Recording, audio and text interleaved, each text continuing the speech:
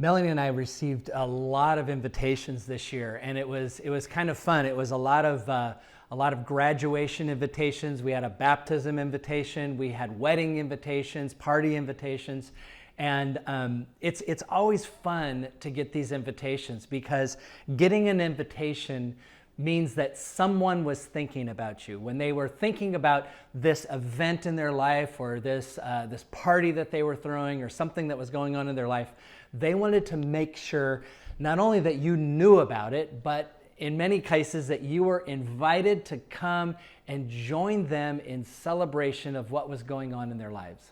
And that's what's so cool about getting these invitations. Invitations mean you mean something very important to somebody else. And so as I was thinking about this idea of the invitations that we've gotten this year, it got me to thinking about how many places in Scripture we read about someone inviting Jesus to come and accompany them from some kind of event. Now, the one that really kind of jumped out to me was this one from Luke chapter 7. It says this, verse 36. One of the Pharisees asked Jesus to eat with him. He invited Jesus to come over and have a dinner party. So Jesus went to the Pharisee's house and he took his place at the table. But this is what happened.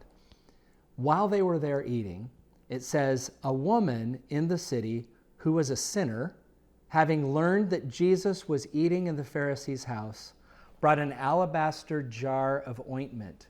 She stood behind Jesus with this jar, and she washed his feet, weeping, beginning to bathe his feet with her tears and drying them with her hair. Now, for the Pharisee that invited Jesus, this was a scandal. But when I thought about why it was a scandal, I think it fit with why this Pharisee invited Jesus in the first place.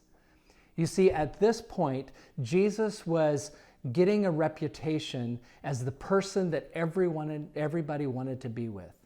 And so this Pharisee invited Jesus to come to his party, I think, not so much because of what he felt about Jesus, but because of what he felt people would see in him if Jesus came to his house. In other words, the invitation wasn't so much about Jesus, it was about the Pharisee himself. And the amazing thing is, as this story continues to unfold, what we see is when this Pharisee who invited Jesus to come to his house is now scandalized by this event, he's so upset that Jesus begins to tell him a parable about two people that owed a debt.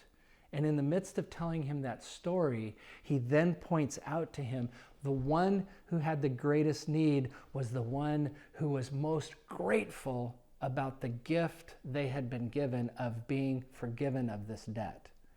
And he's liking that to the relationship that Jesus had with this woman and that Jesus had perhaps with the Pharisee. In other words, you don't see all that I am doing for you, Mr. Pharisee man, but this woman does. This woman has a very different relationship, and she's probably in a situation where she can't invite Jesus to her house because she's afraid that Jesus won't come. So she goes and she invades this other dinner party because that's the only way that she can get to Jesus. But this man with power, yeah, he can invite Jesus, but he doesn't do it for Jesus. He does it for himself. Invitations are such an honor to receive because it means I think you're important, but they have to be given in that manner. I think you're important.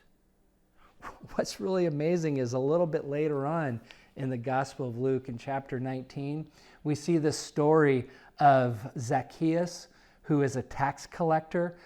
probably along the same lines that this woman would never imagine Jesus ever coming to his house.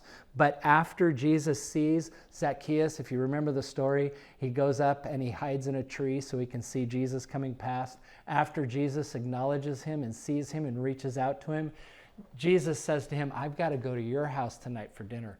Jesus invites himself. In other words, you are that important to me. That's what invitations are supposed to communicate. You are important to me. Not I want to take advantage of you, but you are important to me. And as I look at the invitations that I've received this year, I really think that that was the intention in which they were given. I want you to know how important you are to me. And so I'm going to invite you to come and experience this joy that I'm experiencing. God invites us to that kind of experience. That's the invitation that God gives us. And maybe we need to hear that invitation. Maybe then we need to offer that invitation to others. And I don't know what form that would take.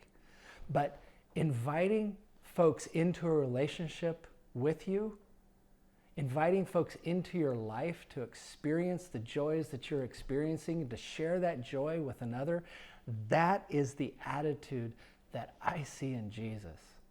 And unfortunately, that's not always the attitude that I see in those who invited him over to dinner. Invitations are important. And you have been given an invitation to be in the presence of the one who made you. Let's take God up on that. And let's share with others the invitation that God gives us.